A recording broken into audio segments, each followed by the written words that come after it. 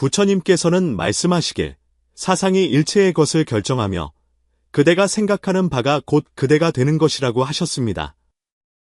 이 말씀은 우리의 내면 세계가 어떠한가에 따라 우리네 인생이 직접적인 영향을 받는다는 깊고도 오묘한 진리를 드러내고 있습니다.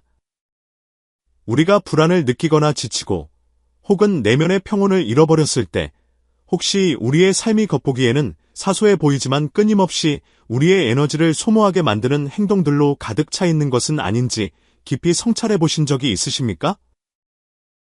오늘 이 영상에서는 부처님의 지혜를 빌려 우리 삶에서 조용히 제거해야 할 11가지 행동에 대해 함께 탐구해 보고자 합니다. 그것들은 아마도 무의미한 비교일 수도 있고 비현실적인 기대에 대한 집착일 수도 있으며 혹은 타인의 인정에 지나치게 의존하는 마음일 수도 있습니다. 이러한 행동들은 마치 내면의 쓰레기와도 같아서 우리의 행복을 구속할 뿐만 아니라 우리를 내면의 평온으로부터 점점 더 멀어지게 만듭니다.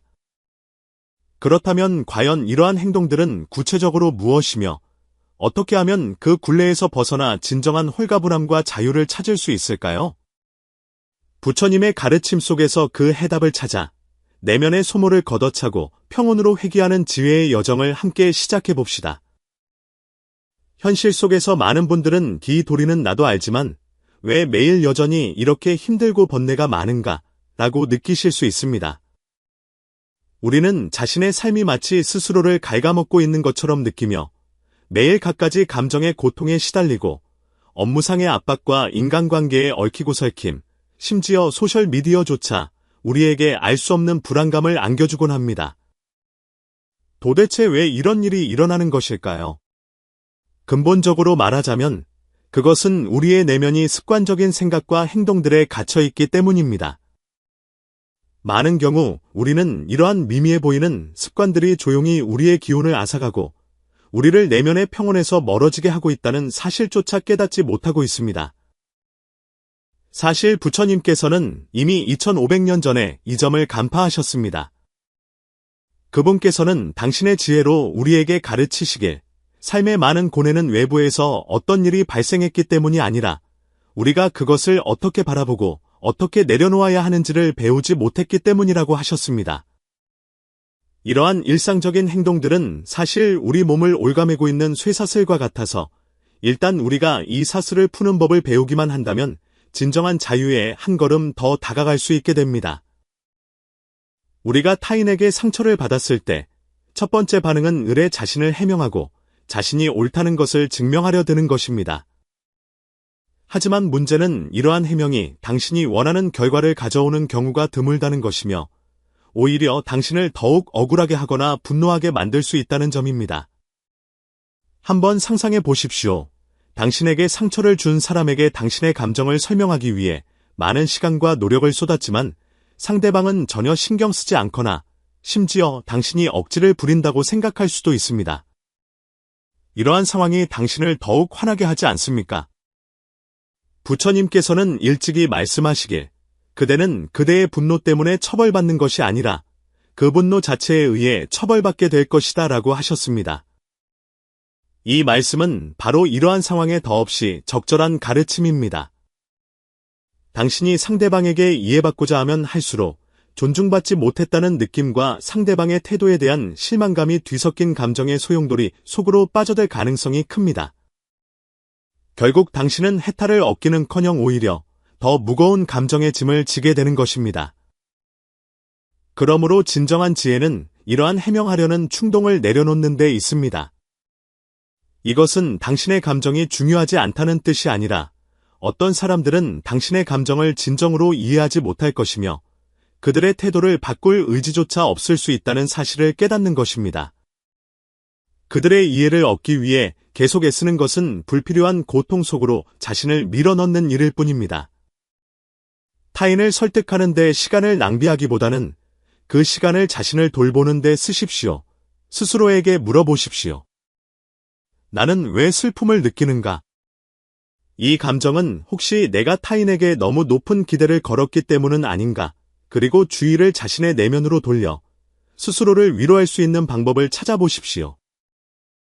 예를 들어, 당신을 편안하게 해주는 일을 하거나 당신을 진정으로 이해하고 지지해주는 사람과 대화를 나누십시오.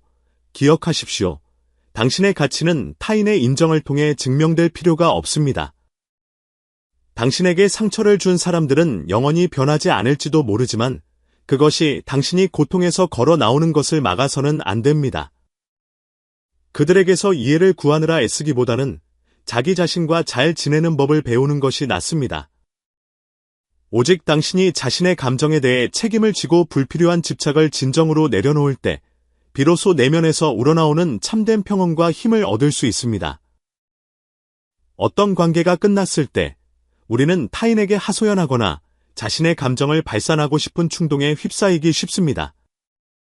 어쩌면 이별의 세세한 과정을 친구나 동료에게 털어놓는 것이 기분을 나아지게 하고 남들이 내 편이 되어 더 많은 지지를 보내주기를 기대할 수도 있습니다.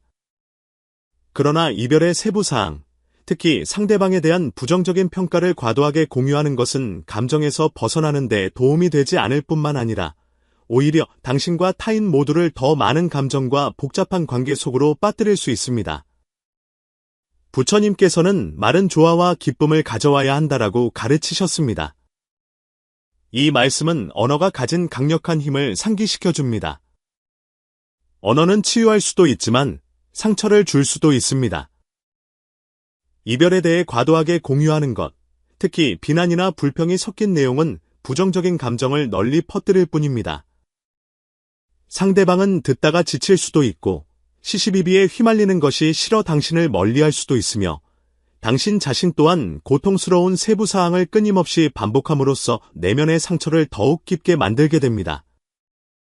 이별 그 자체로 이미 충분히 슬픈 일인데 그것을 반복해서 이야기하는 것은 상처를 더 깊게 찢어발기는 일일 뿐입니다. 게다가 공유된 내용이 퍼져나가게 되면 당신과 상대방의 명예 모두에 영향을 미칠 수 있습니다. 애초에 잘잘못이 어떠하든 간에 이러한 공개적 혹은 반공개적인 토론은 진정으로 문제를 해결하는 데 도움이 되지 않습니다. 그렇다면 우리는 어떻게 해야 할까요? 정답은 존중과 존엄을 유지하는 것을 선택하는 것입니다. 자신의 감정을 숨길 필요는 없지만 일기쓰기나 한두 명의 친한 친구에게 털어놓기, 혹은 운동이나 예술 등의 활동을 통해 감정을 해소하는 등 더 사적이고 건강한 방식으로 표현할 수 있습니다. 중요한 점은 당신의 감정이 타인의 가십거리가 되게 해서는 안 된다는 것입니다. 지난 인연을 존중하는 것은 곧 당신 자신을 존중하는 것입니다. 이별 후에 가장 중요한 것은 누가 옳고 그른지를 따지는 것이 아니라 어떻게 그 상황에서 벗어나 앞으로 나아갈 것인가 하는 점입니다. 적절한 침묵을 지키는 것은 나약함이나 냉막함이 아니라 일종의 지혜이며 이는 당신이 더 많은 분쟁과 부정적인 감정에 빠지는 것을 피하고 자기 치유에 집중하도록 도와줍니다. 마지막으로 믿으십시오. 감정을 지혜롭게 처리할 줄 아는 사람은 자신을 위한 존중을 얻을 뿐만 아니라 미래의 삶을 위해 더 명확하고 평온한 방향을 남길 수 있습니다. 말로써 과거를 심판하기보다는 행동으로 자신을 위한 더 아름다운 미래를 창조하십시오. 삶 속에서 우리는 종종 목표가 많을수록 인생이 더 충실해진다는 관념을 주입받곤 합니다. 그리하여 우리는 승진하기, 차 사기, 운동하여 살 빼기, 새로운 기술 배우기 등 긴 목록을 작성하고 마치 끊임없이 바쁘게 움직여야만 삶의 의미가 있는 것처럼 여깁니다. 하지만 냉정하게 생각해보면 이 모든 목표가 정말로 필요한 것들입니까? 아니면 그저 남들과 비슷해 보이기 위해 설정한 것은 아닙니까? 때로는 우리가 추구하는 것이 마음 깊은 곳에서 진정으로 원하는 것이 아니라 사회나 가정, 친구들이 우리에게 강요한 기대라는 것을 발견하게 됩니다. 부처님께서는 문제는 그대가 시간이 아직도 많이 남았다고 착각하는 데 있다라고 말씀하셨습니다. 이 말씀은 우리의 맹점을 단번에 찔러 들어옵니다. 우리는 항상 시간이 넉넉하다고 생각하기에 에너지가 온갖 중요하지 않은 일들에 분산되도록 방치합니다. 그러나 시간은 되돌릴 수 없으며 매일의 매 순간은 피할 수 없이 흘러가고 있습니다. 무의미한 추구에 시간을 낭비하는 것은 생명의 귀중한 자원을 공허한 만족과 맞바꾸는 것과 같습니다. 그렇다면 목표가 의미 있는지 어떻게 식별할 수 있을까요? 먼저 자신에게 간단한 질문을 던져보십시오. 이 목표가 나를 진정으로 행복하게 하는가? 예를 들어, 당신은 정말로 운동을 하고 싶은 것입니까? 아니면 남들이 다들 운동하는 사진을 올리니까 나도 가야 할 것 같아서입니까? 당신이 어떤 기술을 배우는 것은 그것이 당신의 삶과 일에 실질적인 도움이 되기 때문입니까? 아니면 그저 멋져 보이기 때문입니까? 이러한 목표들에 대해 더 명확한 인식을 갖게 되면 사실 어떤 일들은 반드시 해야만 하는 것이 아님을 알게 될 것입니다. 다음으로 선별하고 집중하는 법을 배우십시오.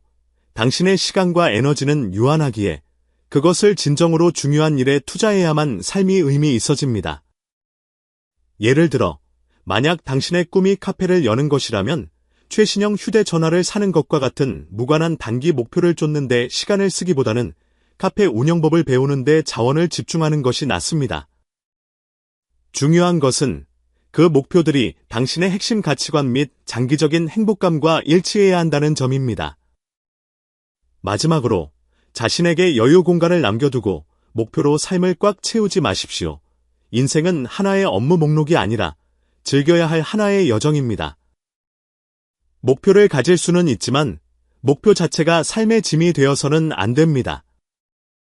멈추어 서서 현재의 아름다움을 느끼고 내가 진정으로 원하는 것은 무엇인가 라고 자문하는 것을 두려워하지 마십시오. 당신이 시간과 에너지를 진정으로 당신을 성장시키고 행복하게 만드는 일에 집중할 때 삶은 단순하면서도 힘있게 변할 것입니다.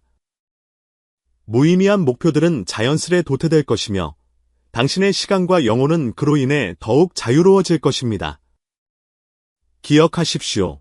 인생은 더 많이 소유하는 것이 아니라 가치 있는 것을 소유하는 것입니다.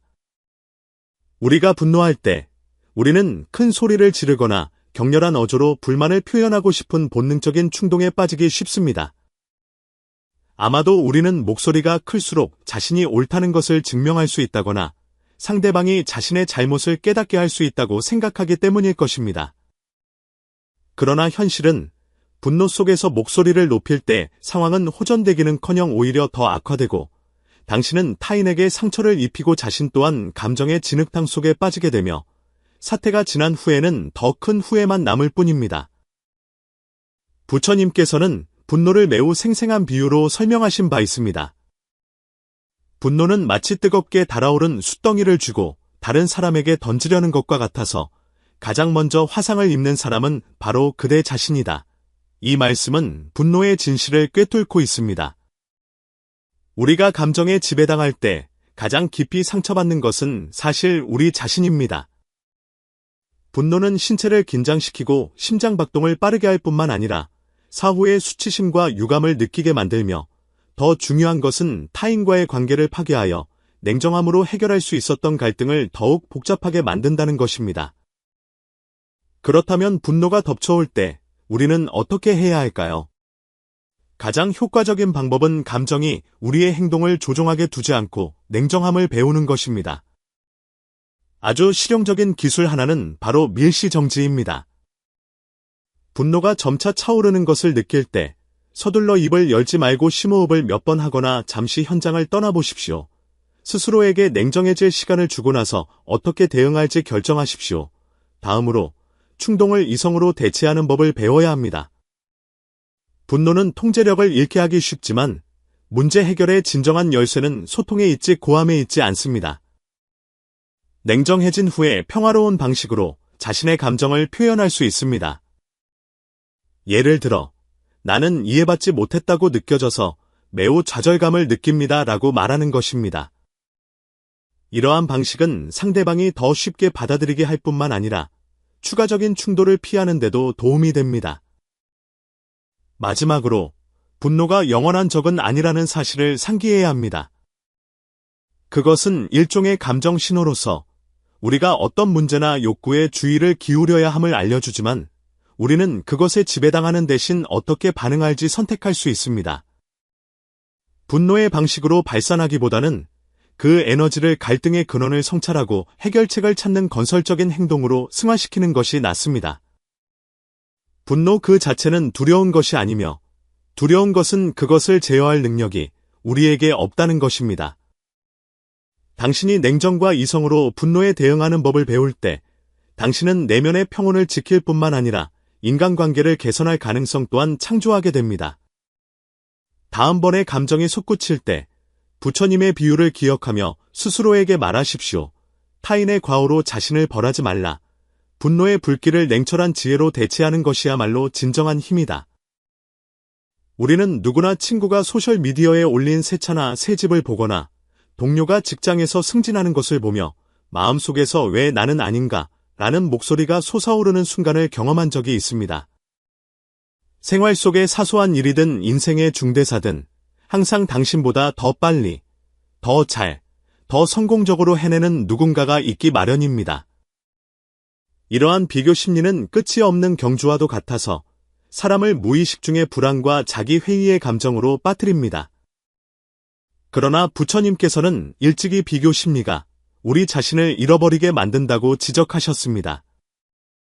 그분은 각자의 길이 유일무이하며 자신을 있는 그대로 받아들일 때 진정한 자유를 찾을 수 있다고 가르치셨습니다. 우리가 시선을 타인에게 과도하게 둘 때 자신의 독특함을 간과하게 되고 심지어 자신의 노력은 언급할 가치도 없다고 느끼게 됩니다. 시간이 지날수록 이러한 끊임없는 비교는 내면의 에너지를 소모할 뿐만 아니라 깊은 열등감을 낳습니다. 그렇다면 어떻게 이 비교의 함정에서 빠져나올 수 있을까요? 먼저, 모든 사람의 출발점과 배경이 다르다는 것을 이해해야 합니다. 당신이 보는 타인의 성공은 종종 그들 삶의 빙산의 일각일 뿐이며 그 이면에 바친 노력과 정신적 도전은 당신이 알지 못할 수도 있습니다. 그리고 당신의 여정 또한 독특하며 그것은 당신만의 분투와 성장을 담고 있으므로 타인의 기준으로 자신을 재단하는 것은 아무런 의미가 없습니다. 다음으로 시선을 외부에서 자신의 내면으로 돌려 스스로에게 물어보십시오. 내가 진정으로 원하는 것은 무엇인가? 나의 강점은 어디에 있는가? 모든 사람은 자신만의 재능과 독특한 점을 가지고 있지만 이러한 장점들은 종종 무시되곤 합니다. 남이 가진 것을 쳐다보는 대신 자신의 잠재력을 발굴하고 이미 이룬 성취를 감상하는 데 시간을 쓰십시오. 예를 들어, 당신은 팀에서 연설을 가장 잘하는 사람은 아닐지 몰라도 가장 세심하고 경청을 잘하는 사람일 수 있으며 이는 똑같이 대체 불가능한 가치입니다. 또한 감사하는 마음가짐을 기르는 것도 매우 중요합니다. 매일 자신을 만족스럽고 감사하게 만드는 일들을 아무리 작더라도 되돌아보십시오. 오늘 먹은 맛있는 점심 식사, 친구로부터 받은 격려 한마디, 혹은 오랫동안 계획했던 임무를 완수한 것 등 말입니다. 당신이 현재 가지고 있는 모든 것을 소중히 여기는 법을 배울 때 외부의 비교가 당신에게 미치는 영향은 점차 약해질 것입니다. 마지막으로 기억하십시오. 당신의 인생은 남을 기쁘게 하기 위한 것이 아니라 자신만의 멋진 삶을 살기 위한 것입니다. 끊임없는 비교는 삶에 대한 열정을 잃게 할 뿐이지만 자신의 성장에 집중하는 것은 진실한 만족감을 가져다 줍니다. 당신이 자신을 타인 곁에 두고 저울질하는 것을 멈출 때 내면이 더욱 평온해지고 삶 또한 더욱 충실해짐을 발견하게 될 것입니다. 부처님의 지혜는 우리에게 진정한 행복이 외부에서 얻어지는 것이 아니라 자신을 수용하는 데서 시작된다고 말해줍니다. 자신의 길에 집중하십시오. 그러면 더 멀리, 더 가볍게 갈 수 있을 것입니다. 오늘날의 디지털 시대의 소셜미디어는 이미 우리 삶의 일부가 되었습니다. 매일 눈을 뜨자마자 하는 첫 번째 일이 휴대전화를 집어들어 확인하는 것이고 밥을 먹을 때도 화면을 넘기며 짧은 영상을 보고 심지어 잠들기 전까지도 소셜 네트워크와 영상 플랫폼 사이를 오갑니다. 하지만 냉정하게 생각해 봅시다. 이 시간들은 다 어디로 갔습니까? 끊임없이 화면을 넘기는 이 순간들 속에서 우리는 정말로 무엇인가를 얻었습니까? 아니면 그저 기계적으로 자신의 시간과 에너지를 소모했을 뿐입니까? 부처님께서는 생각이 모든 것을 결정한다. 당신이 생각하는 것이 곧 당신이 된다라고 말씀하셨습니다. 이 말씀은 소셜미디어라는 배경 속에서 더욱 깊은 의미를 갖습니다. 우리가 매일 접하는 콘텐츠는 사실 보이지 않는 곳에서 우리의 사상과 감정을 형성하고 있습니다. 상상해 보십시오. 당신의 화면에 과시, 다툼, 혹은 무의미한 오락거리들이 가득 차 있다면 이것들이 당신의 기분에 어떤 영향을 미치겠습니까? 장시간의 몰입은 귀중한 시간을 낭비하게 할 뿐만 아니라 당신을 비교와 불안, 심지어 자기회의의 함정으로 빠뜨립니다. 소셜미디어가 우리를 통제하게 두는 대신 주도권을 다시 되찾아오도록 노력해봅시다. 먼저, 의식적으로 자신의 사용시간을 관리해야 합니다. 스스로에게 물어보십시오. 나는 왜 이 앱을 켰는가? 이것이 나에게 무슨 도움이 되는가? 만약 그저 시간을 때우기 위해서라면 책을 읽거나 산책을 하거나 친구와 얼굴을 마주보고 대화하는 등 더 유익한 방식을 선택할 수 있습니다. 매일 소셜미디어 사용시간을 제한하고 예를 들어 1시간으로 규정한 뒤 엄격하게 지킬 수 있습니다. 시간이 되면 주동적으로 휴대전화를 내려놓고 더 의미 있는 일을 하십시오. 다음으로 자신에게 긍정적인 영향을 주는 콘텐츠를 선별적으로 팔로우해야 합니다. 우리는 정보의 접촉을 피할 수 없지만 어떤 정보가 우리의 시야에 들어오게 할지는 선택할 수 있습니다. 영감을 주거나 지식을 높여주거나 즐거움을 주는 콘텐츠에 주목하고 무의미한 이슈를 쫓거나 부정적인 감정의 콘텐츠에 납치되지 마십시오. 동시에 당신을 불안하게 하거나 질투를 유발하는 계정과의 상호작용을 줄여 정신건강을 보호하십시오. 더 중요한 것은 진실한 연결을 우선시하는 것입니다. 생각해보면 소셜미디어가 우리에게 주는 것은 가상의 상호작용이 대부분이지만 우리에게 진정으로 필요한 것은 대면 소통과 진실한 감정적 연결입니다. 타인의 게시물에 댓글을 다는데 시간을 쓰기보다 친구에게 전화를 걸거나 만나서 진짜 삶을 이야기하십시오. 이러한 연결은 당신을 더 충만하게 만들 뿐만 아니라 서로를 더 잘 이해하고 지지하도록 도와줍니다. 마지막으로 기억하십시오. 소셜미디어는 삶의 일부일 뿐, 삶의 전부는 아닙니다. 부처님의 지혜는 우리에게 무의미한 소모에 얽매이지 말고 진정으로 아름다운 사물에 집중하라고 일깨워줍니다. 주의를 가상의 세계에서 진실한 지금 이 순간으로 돌려보십시오. 삶 속의 아름다움이 화면 위보다 훨씬 더 손에 잡힐 듯 가까이에 있음을 발견하게 될 것입니다. 유한한 시간으로 추억할 만한 진실한 순간들을 창조하십시오. 끝없는 스크롤 속에 낭비되게 두지 마십시오. 이것이야말로 시간과 자신을 진정으로 아끼는 길입니다. 살아가면서 우리는 종종 타인의 인정과 긍정을 갈망합니다. 소셜미디어의 좋아요부터 직장에서의 칭찬, 가족 구성원의 찬사에 이르기까지 마치 외부의 인정만이 자신의 가치를 증명할 수 있는 것처럼 여겨집니다. 하지만 당신은 발견하셨습니까?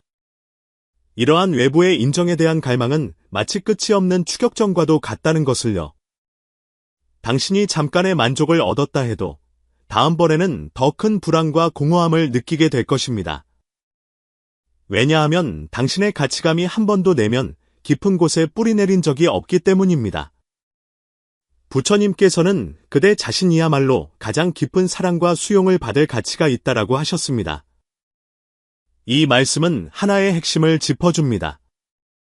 진정한 행복감과 자신감은 당신이 자신을 어떻게 바라보느냐에서 오는 것이지 남이 당신을 어떻게 평가하느냐에서 오는 것이 아니라는 점입니다.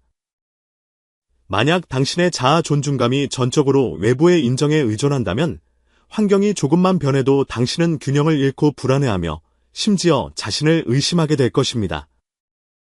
이것은 마치 유사, 모래 위에 행복을 짓는 것과 같아서 겉보기에는 견고해 보일지 몰라도 실제로는 지극히 취약합니다. 외부 인정에 대한 과도한 의존에서 벗어나기 위한 첫걸음은 자신을 감상하는 법을 배우는 것입니다. 자신에게 물어보십시오. 내가 잘하는 일은 무엇인가? 혹은 나를 자랑스럽게 만드는 나의 장점은 무엇인가? 남과 비교할 필요 없이 당신만의 독특한 자질에 집중하십시오. 선량함, 유머, 창의성 혹은 성실함, 인내심, 책임감이든 간에 이러한 특질들은 당신을 남다르게 만드는 부분이며 타인의 인정이 필요 없는 내재적 가치입니다. 다음으로 성공의 기준을 재정의하십시오. 외부 인정의 함정은 종종 우리가 타인이 설정한 기준을 지나치게 신경 쓰는 데서 기인합니다. 예를 들어 더 많은 돈을 벌어야 한다거나 더 좋은 직위를 가져야 한다거나 완벽해 보이는 삶을 살아야 한다는 것들 말입니다. 그러나 성공의 정의는 당신 스스로 결정해야 합니다. 스스로에게 물어보십시오. 내가 진정으로 원하는 것은 무엇인가? 따뜻한 관계를 맺는 것일 수도 있고 작은 꿈을 실현하는 것일 수도 있으며 혹은 매일 평온과 만족을 느끼는 것일 수도 있습니다. 이러한 내면의 기준이야말로 당신이 진정으로 추구해야 할 것들입니다. 또한 홀로 있는 법을 배우고 자신과 대화하십시오. 혼자일 때 휴대전화와 외부의 간섭을 내려놓고 자신의 내면의 느낌에 집중해 보십시오. 일기를 써서 생각을 기록하거나 단순히 명상을 하며 내면의 소리에 귀 기울여 보십시오. 서서히 당신은 외부의 인정을 강렬하게 갈망하던 욕구가 그렇게 중요하지 않게 됨을 발견하게 될 것입니다. 왜냐하면 당신이 자신과 더 깊은 연결을 맺고 있기 때문입니다. 마지막으로 기억하십시오. 당신의 가치는 남이 당신을 어떻게 보느냐에 달려있는 것이 아니라 당신이 자신을 어떻게 보느냐에 달려 있습니다. 부처님의 지혜는 진정한 사랑과 수용이 내면에서 시작됨을 상기시켜 줍니다. 당신이 자신을 감상하고 내면의 자신감과 만족감을 기를 때 외부의 인정은 자연스럽게 부차적인 것이 되며 당신 또한 더욱 홀가분하고 자유롭게 살아가게 될 것입니다. 세상을 기쁘게 하기는 어렵지만 자신을 사랑하기는 간단합니다. 단지 하나의 확고한 신념만 있으면 됩니다. 당신은 그 자체로 가치 있으며 타인의 증명이 필요치 않다는 신념 말입니다. 삶 속에서 우리는 종종 완벽을 추구하는 관념에 매혹되곤 합니다. 1. 학업 혹은 생활의 사소한 일에 이르기까지 항상 지극히 훌륭하고 아름답게 해내려 하며 마치 완벽에 도달해야만 진정한 성공이라고 여기는 듯합니다. 하지만 완벽을 추구하는 과정에서 오히려 많은 진실한 즐거움을 잃고 있다는 사실을 발견한 적이 있습니까? 분명 최선을 다했음에도 아주 작은 실수 때문에 좌절감을 느끼고 분명 훌륭하게 완수했음에도 마음속에 완벽한 기준에 미치지 못했다고 해서 충분치 않다고 느낍니다. 부처님께서는 완벽함은 없으며 오직 끊임없는 정진만이 있다라고 하셨습니다. 이 말씀은 간단하지만 심오한 이치를 드러냅니다. 완벽은 결코 존재하지 않으며 오직 성장만이 진실하다는 것입니다. 당신이 완벽을 추구할 때 사실은 영원히 도달할 수 없는 환영을 쫓고 있는 것입니다.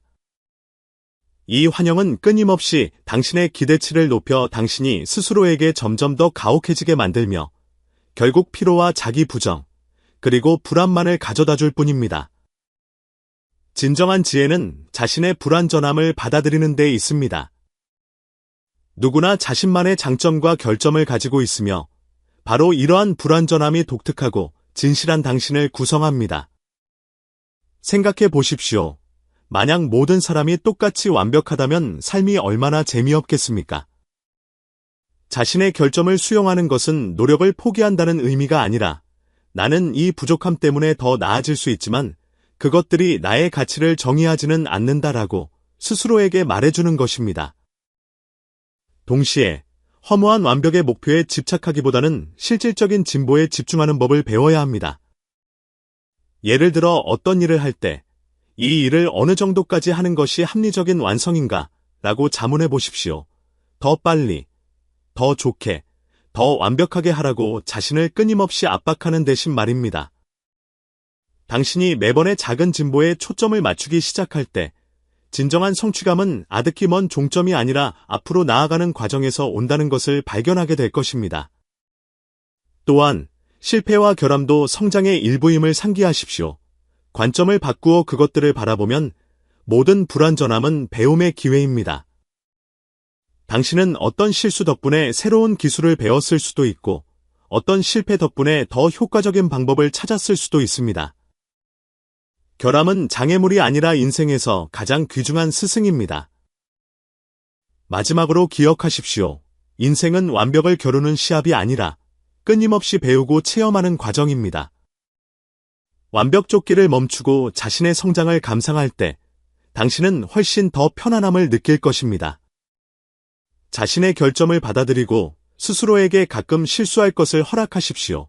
이것은 당신을 더 진실하게 살게 할 뿐만 아니라 더 많은 열정으로 삶의 매 순간을 체험하게 해줄 것입니다. 부처님의 지혜는 우리에게 인생의 의미가 완벽에 있는 것이 아니라 그 미완성 속에 흐르는 진실함과 진보에 있다고 말해줍니다. 우리 모두는 기대를 가지고 있습니다. 삶에 대해, 타인에 대해, 그리고 자신에 대해서 말입니다. 그러나 이러한 기대가 지나치게 이상적이거나 비현실적으로 변할 때 우리에게 불필요한 실망과 고통을 가져옵니다. 예를 들어, 당신은 어떤 관계가 영원히 처음과 같기를 기대하지만 친밀한 관계가 자연스럽게 겪게 되는 기복을 간과할 수 있고, 혹은 자신이 반드시 어떤 완벽한 인생 단계에 도달해야 한다고 생각하지만 현실과의 격차 때문에 좌절감을 느낄 수도 있습니다. 부처님께서는 고통의 근원은 집착에 있다라고 말씀하셨습니다. 이 말씀은 문제의 핵심을 짚어줍니다. 우리는 종종 일이 어떻게 전개되어야 한다는 것에 대해 집념을 가지면서 현실 자체의 가변성과 통제 불가능성을 간과합니다. 비현실적인 기대에 집착하는 것은 마치 나무가 자연스럽게 자라도록 두지 않고 당신이 상상하는 모양대로 자라라고 강요하는 것과 같습니다. 결국 억지로 구하려 한 결과는 당신과 주위의 모든 것을 더욱 긴장되고 고통스럽게 만들 뿐입니다. 그렇다면 어떻게 이 집착에서 벗어날 수 있을까요? 먼저, 어떤 기대가 현실적이고 어떤 것이 이상적인지 구별하는 법을 배워야 합니다. 스스로에게 물어보십시오. 이 일에 대한 나의 기대가 전적으로 외부 조건에 의존하고 있는가? 만약 대답이 그렇다라면 당신은 마음가짐을 조정할 필요가 있습니다. 왜냐하면 우리는 타인을 통제할 수 없고 모든 환경을 장악할 수도 없으며 오직 자신의 태도만을 통제할 수 있기 때문입니다. 현실의 다양성과 불확실성을 받아들이는 것이야말로 실망을 줄이는 첫걸음입니다. 다음으로 자신의 기대를 유연하게 조정하는 법을 배우십시오. 현실은 항상 우리가 희망하는 방식대로 전개되지는 않지만 이것이 목표를 포기해야 함을 의미하는 것은 아닙니다. 오히려 삶을 더 탄력적으로 마주해야 함을 뜻합니다. 예를 들어, 당신이 특정 시점에 어떤 목표를 달성하고 싶지만 조건이 아직 성숙하지 않았음을 발견했다면 진도가 예상 같지 않다고 무작정 불평하기보다는 현재 할 수 있는 일에 중점을 두는 편이 낫습니다. 기대를 유연하게 조정하는 것은 기준을 낮추는 것이 아니라 불필요한 집착에서 자신을 해방시켜 변화에 더 잘 적응하게 하는 것입니다. 가장 중요한 것은 현재의 진실과 아름다움에 집중하는 것입니다.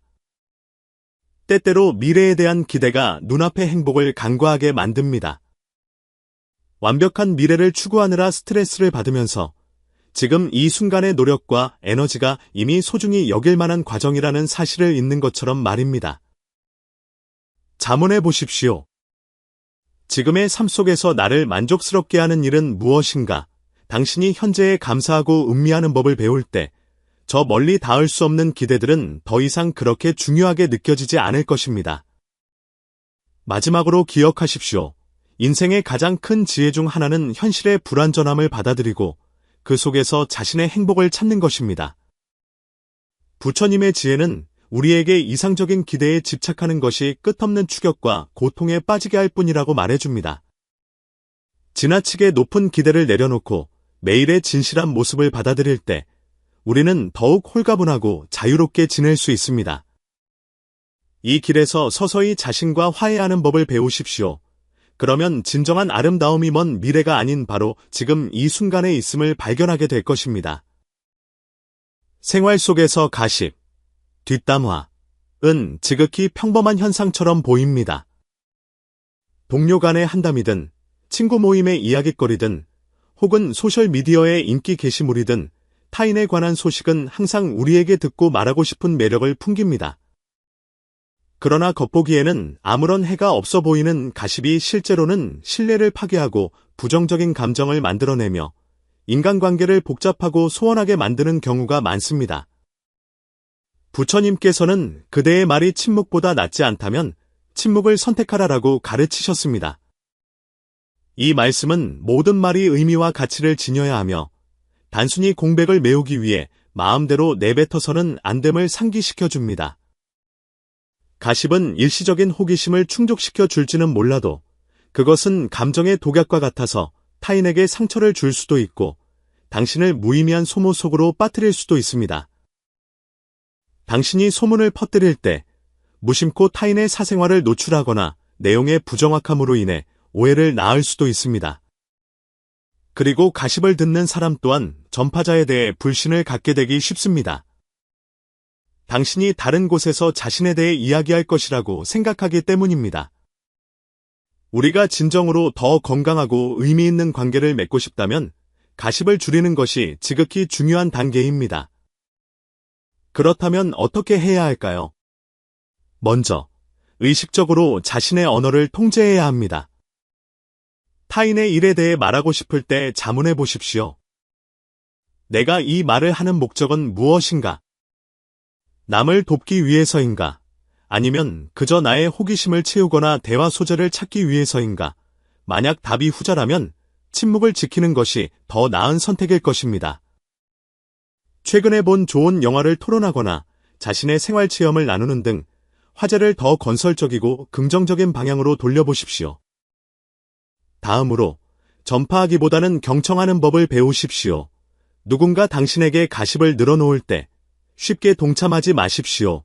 듣기만 하되 맞장 굳히지 말고 그 내용을 계속해서 다른 곳으로 전달하지 마십시오. 가능하다면 상대방이 더 긍정적이고 의미 있는 주제를 이야기하도록 유도하십시오. 이러한 방식을 통해 당신은 가십의 부정적인 영향을 피할 뿐만 아니라 대화를 더 깊이 있고 가치 있게 만들 수 있습니다. 또한 긍정적인 교류와 소통에 집중하십시오.